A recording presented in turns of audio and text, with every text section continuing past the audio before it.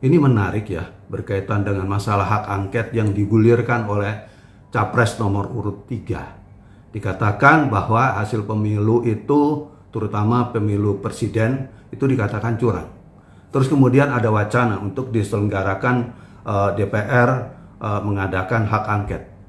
Dan yang lucunya dalam kaitan ini didukung oleh sekelompok kecil jenderal yang menurut saya harusnya kan juga punya berpikir apa sih sebetulnya hak angket itu. Nggak hanya asal terima, wah ini wacana untuk bagaimana mengganggu stabilitas dan lain sebagainya. Bukan seperti itu.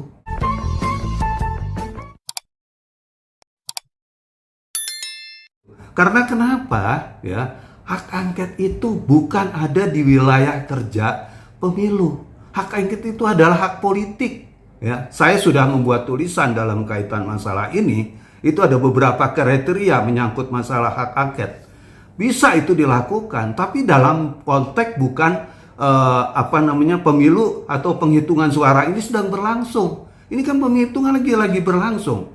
Dan kalaupun ada kecurangan ya terkait masalah mungkin ada di TPS tertentu melakukan memang ada kesalahan dan lain sebagainya, KPU dengan Bawaslu itu sangat cekatan sekali kok untuk menyelesaikan bagaimana persoalan-persoalan yang terjadi di daerah itu diselesaikan, dilakukan penghitungan ulang dan lain sebagainya.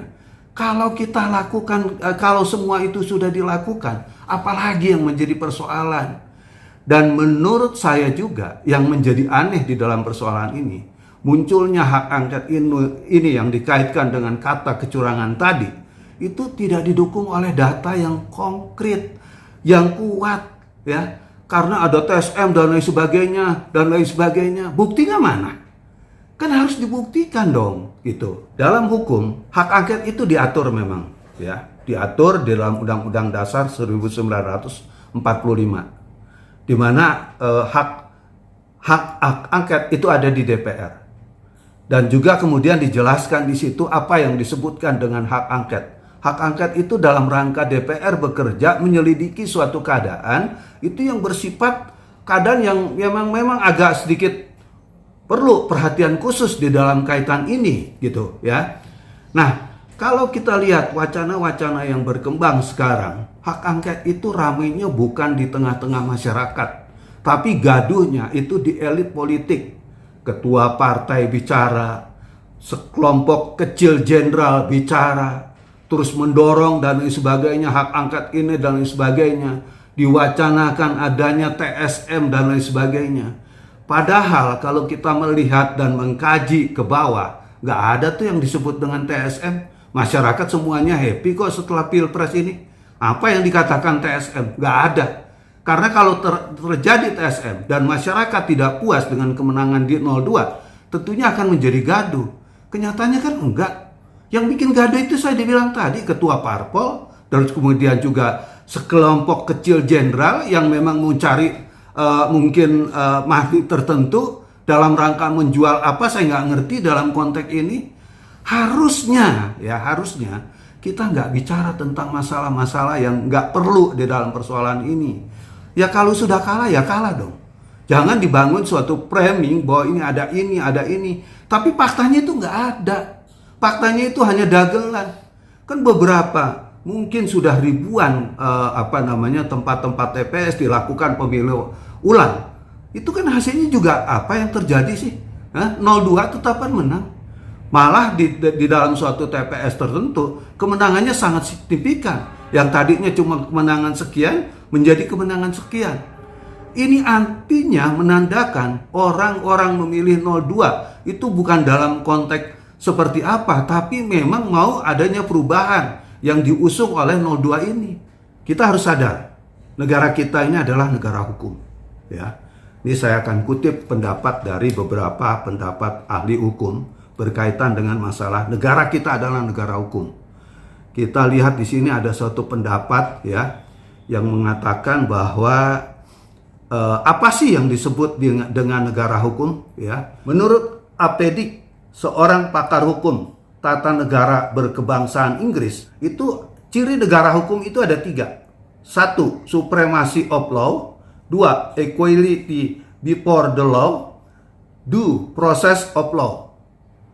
Artinya di dalam persoalan ini ya, bahwa adanya penegakan hukum, terus kemudian adanya persamaan di dalam ketentuan-ketentuan masyarakat hukum, ya, terus kemudian juga adanya suatu hal-hal yang bersifat tidak memandang siapapun itu di dalam konteks ini. Itu negara hukum. Selain itu, saya juga akan mengutip pendapat dari Oppenheim yang mengatakan bahwa pokok bahasan hukum tata negara adalah negara dalam keadaan diam, di mana hukum tata negara membentuk alat-alat perlengkapan negara dan memberikan kepadanya wewenang, serta membagi-bagi tugas pekerjaan kepada alat-alat perlengkapan negara di tingkat tinggi dan di tingkat bawah. Terus kemudian kita lihat juga di sini pendapat dari Profesor Wiryono. Apa yang disebut dengan negara hukum? Negara hukum itu adalah dalam melaksanakan tugas ya kenegaraan terikat pada suatu peraturan-peraturan hukum yang berlaku. Artinya orang semua harus tunduk kepada peraturan-peraturan hukum yang berlaku. Ini menjadikan negara hukum. Dalam Undang-Undang Dasar 1945 di amandemen ketiga itu dijelaskan bahwa dalam pasal 1 ayat 3 dikatakan negara kita adalah negara hukum. Nah, untuk melihat negara kita adalah negara hukum itu di mana? Adanya supremasi hukum, adanya pembagian kekuasaan seperti badan yudikatif yang membidangi masalah-masalah peradilan, badan eksekutif yang berkaitan dengan pemerintahan, legislatif yang disebut dengan DPR atau Dewan Perwakilan Rakyat.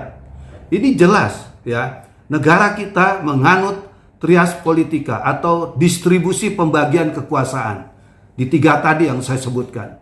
Artinya ciri-ciri negara hukum selain tadi ada supremasi hukum, pembagian kekuasaan, ini menyirikan bahwa negara kita adalah negara hukum. Kalau negara kita adalah negara hukum, maka semua orang seperti yang dikatakan tadi dalam pendapat-pendapat para ahli, itu nggak boleh menyimpang daripada aturan-aturan yang sudah tersedia. Jadi kalau seandainya dikatakan sebagai negara kita negara hukum, ya, apa yang tersedia di dalam persoalan ini terkait pilpres tentunya, pemilu pilpres tentunya dalam hal ini, yaitu undang-undang pemilu. Undang-undang pemilu itu ditentukan di mana? Di undang-undang pemilu ditentukan di dalam Undang-Undang Nomor 7 Tahun 2017, di mana dikatakan bahwa terkait masalah pilpres itu disebut dengan sengketa, ya, bukan dalam konteks yang lain. Kalau yang disebut sengketa, di mana sengketa itu diatur dalam undang-undang ini, ya, itu adalah di bab 2 pasal 466 Undang-Undang Nomor 7 Tahun 2017. Nah, berarti dalam kaitan ini, ya, itu masuk ranah peradilan. Apakah itu MK atau juga mungkin dalam hal ini Bawaslu, ya, itu wilayah sengketanya masuk ke sana. Tidak ada dalam konteks undang-undang yang dimaksudkan dalam Undang-Undang Nomor 7 Tahun 2017 itu adanya hak angket di sini, nggak ada. Nah, kemudian kalau kemudian mau dicampur baurkan hak angket ini kepada Undang-Undang Nomor 7 Tahun 2017, ini kan salah kaprah. Tadi saya katakan negara kita ini negara hukum.